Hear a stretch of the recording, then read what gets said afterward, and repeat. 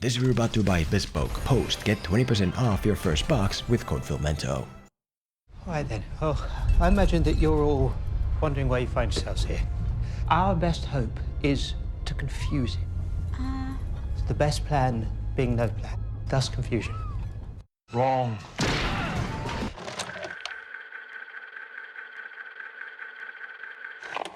Secrets of Dumbledore is the third movie in the not Harry Potter franchise in which young Dumbledore assembles a crew of heroes to stop the evil wizard Grindewald, played by Colin Farrell, by Johnny Depp, by Mads Mikkelsen. And the result is very much in line with the predecessors in that the movie has great actors and amazing visuals, but also suffers from major creative narrative missteps. For example, at a time when politics has become a global virus that you cannot escape, this fictional magical movie decides to be all about politics. Not in a clever subtext way as something like the X-Men. No, the main plot here is about stopping the bad guy from rigging an election. And just as previously, the core reason for the weak narrative side is billionaire JK Rowling, who just doesn't seem to be able to write for film. There's no denying her success as a book author, but in terms of movies, she keeps struggling and doing book things that simply do not work on screen. And I'm not the only one saying that, because this time even Warner's decided to bring in a professional screenwriter, which based on the credits went like this. JK Rowling wrote the first version of the movie, and then the screenwriter helped her fix it as much as he could. And things are definitely better now than last time. There is good writing here. Like for example in this scene where we see this woman being harassed and standing up against the harassers. You know what it is? You just aren't menacing enough. Until we realize it's just a ploy. Whoopsie, Frank. Sometimes I forget my own strength. I'll take it from here. Thank you. As in, she wasn't standing up against harassers, she was genuinely telling her helpers to look more menacing so that the good guy human would notice. That's a great reversal. Whoever wrote this clearly knows how to write. But improvements aside, Secrets of Dumbledore is still plagued by fundamental book writing problems that reduce its quality as a film. This can be something very obvious, like characters being treated as narrators who verbalize things out loud. You're a Dumbledore. You know this because he's told you. You then learned of a world you had previously been wholly unaware of. You met and fell in love with a witch. Grindelwald wants a Muggle wizard war, and if he gets his wish... Because she can see into your soul. It's the betrayal in my heart. He holds you responsible for his sister's death. Every breath he takes is a reminder that she breathes no more. Words. Or it can be something more fundamental and extensive. We touched on some of that stuff in the last video, but since JK Rowling keeps on writing her movies like books, let's keep on learning from her mistakes. Here's a couple more book writing elements to watch out for when writing for film, as well as a positive comparison at the end of how films should be treated.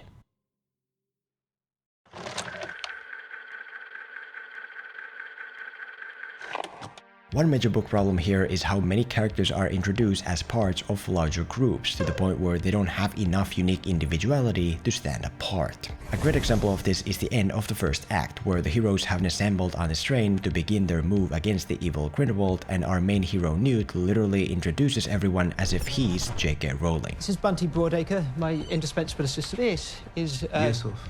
Oh, okay. Can't. This is my brother Theseus, and okay. he works for the Yeah. ministry. You've obviously already made Jacob's acquaintance. Yeah. Oh, okay. And to be fair, some of the characters do get established outside of the group to help us understand them as people. Newt and the human Kowalski and even Dumbledore all got moments before this showing what they're wrestling with and striving for. They work just fine. But in a class below that, we have Newt's brother, whose only action before this was following Newt around as they go listen to Dumbledore's exposition. Tell me what this is about, would you? He just asked that we meet and that I be sure to bring you. We don't get anything about who he is. We don't get to understand him as an individual. He's just kind of there as part of the group. Newt told you why you're here? Was he meant to? No.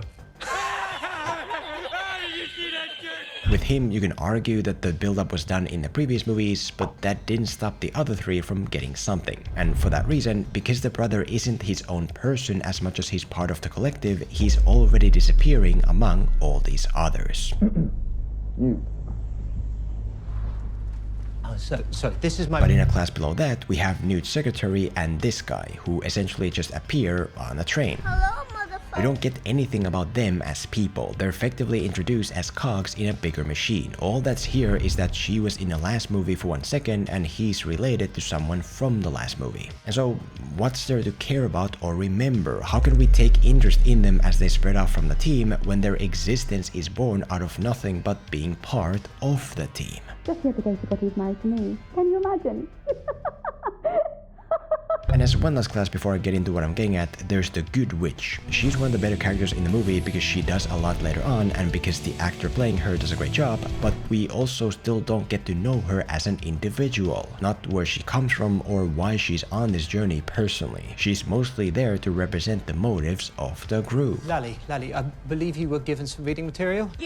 Yeah, oh, okay. And more importantly, she has no bond with Newt, not outside of what gets said out loud on the train. We've corresponded for many years, but we've never actually met. So her book on advanced charm casting is... And so, if there's no kind of real positive or negative connection between her and the hero, why would we care about her being on the hero's team?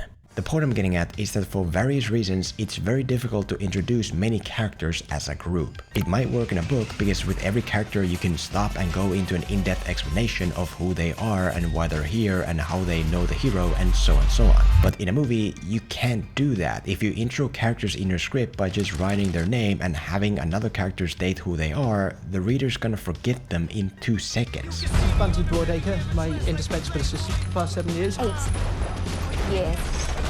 And So in film, to establish characters as individuals, you need to do it through their own circumstances and connections with the hero, like in Inception for example. Arthur's a dream thief working with Cobb, Ariadne's a gifted student who gets brought into this world, Eames is a field veteran comfortable with trouble, Yusuf makes a living by maintaining dreams, Sido's the blackmailer putting all this in motion. Every person in this group has enough individuality to at the very least stand on their own. Because if they don't, then you get characters like this evil witch who is meant to have value of her own. She's Grindelwald's right-hand woman. She's the one we tell at a dinner. She often is presented as someone we should be intimidated by alone. after you.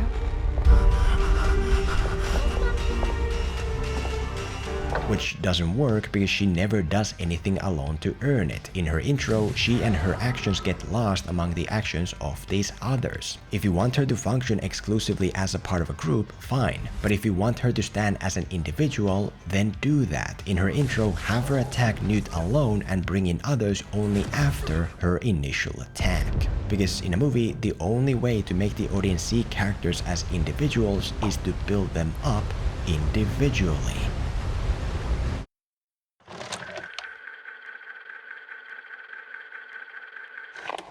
Another major book problem here is the lack of clear direction and sense of progress, which basically destroys the second act. Essentially, once the heroes have shown up on the train, Newt hands out material given by Dumbledore and explains Dumbledore's plan to stop whatever it is Grindelwald's doing. A plan that we don't get to know because it relies on the thing that all movies should avoid. Grindelwald has the ability to see snatches of the future.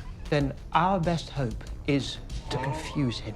Right, so the second act is all about confusion and stuff being missing, which in movies is a big uh-oh. The first half of this issue is the lack of a clear goal to give direction. For example, Newt's group heads to what turns out to be Wizard Germany in the middle of an election. I take it we're here for a reason. Where it turns out they need to deliver Dumbledore's message to someone. I have a message to deliver. A message? To who? Who turns out to be some kind of wizard leader overseeing the election. I have a message from a friend. Do what is right, not what is easy. And much like most of the characters, we're completely blind. We have no idea what we're achieving by giving the message. We have no idea why we're doing it. We kind of just go to a place we're not yet aware of to meet someone we're not yet aware of for reasons we're not yet aware of. And this is the basic mentality of the second act. Characters just blindly follow Dumbledore's instructions that we're not aware of. Okay. The assistant goes to copy Newt's case for some reason. The guy goes to meet the villain and join his ranks for some reason. The good witch goes to stop an assassination that exists only as words that Dumbledore speaks. I encourage you to attend tonight's candidates' dinner. I'm quite certain there'll be an assassination attempt. Okay. Which might work in a book because there's no 2-hour time constraint and because readers in general are more patient. But But in blockbuster movies, if general audiences don't know what they're doing and what for, they don't know why they're watching the movie. And when they don't know why they're watching the movie, when they get confused to the point of being lost, that's when they whip out their phone.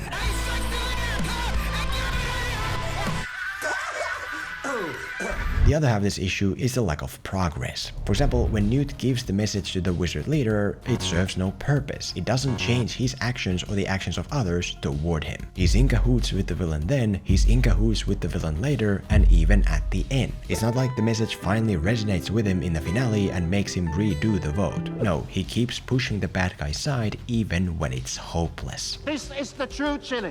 Look at it. This is the true...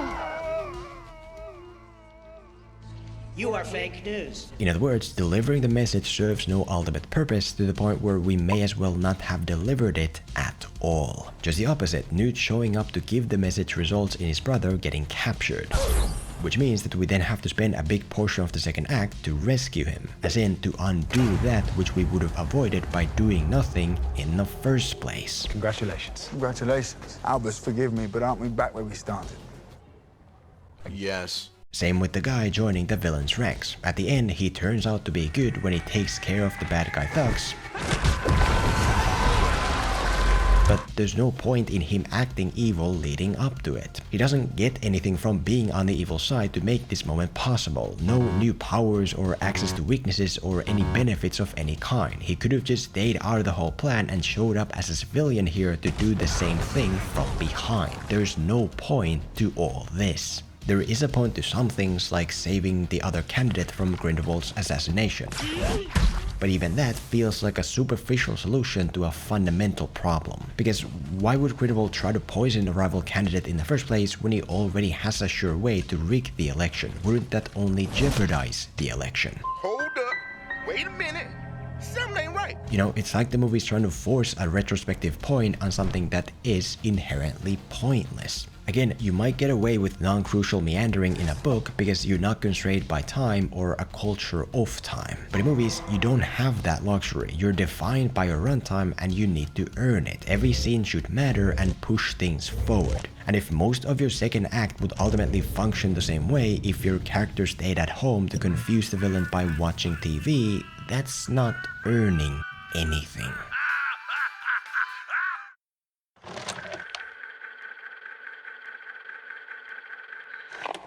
And finally, to give contrast for what we've talked about so far, I want to highlight the finale here, which to an extent functions like a proper movie. First off, there's clear direction and progress. Essentially, the wizard election is about to commence and Grindewald has rigged it by zombifying this magical voting machine Bambi so that it chooses him, meaning that our heroes have to get this real voting machine Bambi over there to prevent that. And there you go, a clear goal and stakes and urgency to give direction. We need to get the Bambi past security to choose the correct president in order to stop Grindewald from turning the wizard world against the human world, and we have to do it before the election choice is made. GSU, we know what we're doing and why. This is something the audience can understand and find exciting and get invested in.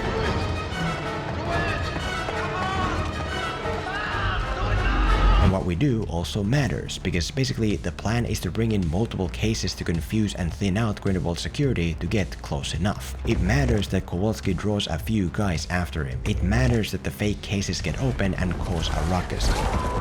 Every second we buy allows the real case to progress that much closer to the finish line. A finish line that serves a point, because this is how we make people see Grindelwald for who he is. This directly influences the conclusion of the film's story. You have no evidence for your claim, like all your liberal claims. No, you imbeciles! And secondly, here the characters are given much more freedom to do things and stand on their own feet. Kowalski gets left to fend for himself by Dumbledore, and even though he's not a wizard, he still puts himself on the line for his friends and for the girl he's simping for. And who's that? Oh, it's Sam! The brother finally gets to showcase his magic abilities in a way that also pairs him up with the good witch for later. Dumbledore finally gets to do stuff on scene instead of as an annoying mystery box in the background. Even that guy finally gets to do something for the first time, even though the context surrounding it could have been better. For this, the characters are allowed to shine as themselves instead of being left in the packed background as forgettable noise. Now, unfortunately, even with these external improvements, it's still not enough to fix the fundamental flaws on the ground level. You know, some stuff here doesn't make any sense, like how people are just allowed to walk up to a presidential election to give speeches. But which creature is that you might think him worthy He's lying to you. He doesn't want to leave. Other things ultimately feel way too easy, like how the assistant was able to get the Bambi up there with no trouble. On top of which, the movie also starts breaking its own rules, like how Dumbledore fights Grindewald, even though it was a big deal how they couldn't fight each other. I'm assuming that's why you can't move against him. Or he against me. Maybe this stuff could function in a book where you can dive into in-depth explanations to justify all of it, but when it's just there on screen and in dialogue that characters speak, no. I thought you couldn't move against one another. We didn't. He sought to kill, I sought to protect. Our spells met. Let's call it fate. I'm not here to highlight every individual negative, but the main point is that if you don't get this stuff right on the ground level, it's very difficult to fix later on. So if Warner's ends up making another one of these movies, it could be wise to, from the very beginning, leave JK Rowling in the background as a consultant and instead have a professional screenwriter lay the groundwork. Again, JK Rowling's a very successful author, and the reason I don't feel bad using her name this way like I would about any other writer is because she's not a writer anymore as much as she's a billionaire celebrity.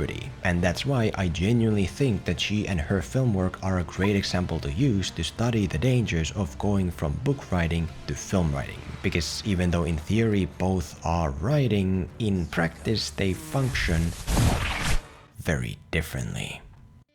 But just one last thing, if you yourself want to experience what it's like to be a character in the second act of this movie, that's made possible by Bespoke Post. Essentially, it's a free-to-join monthly subscription club that finds items from lesser-known brands and introduces them to its members at a discounted price. Items ranging from outdoor gear to kitchenware to clothing to whatever. And the point of it is that by stocking up on a lot of these boxes of items worth around $70, they can then offer them and the brands that made them to you at a lower price. It's like they're Dumbledore sending you all this cool stuff to do stuff with. Every month there are all kinds of new boxes to preview. You can keep the box assigned to you based on preference, or you can choose another, or you can skip the month entirely for no charge. You'll only pay for what you want. In the Weekender box, for example, you'll get a durable canvas bag. In the Concentrate box, you'll get a cold brew iced coffee maker with a concrete desk set and a bottle of Bolivar bitters for a cool home coffee experience. So if you want to easily keep a monthly eye on new items from under the radar brands for a discounted price, check out Bespoke Post with the link below and use checkout code FILMENTO to get 20% off your first box.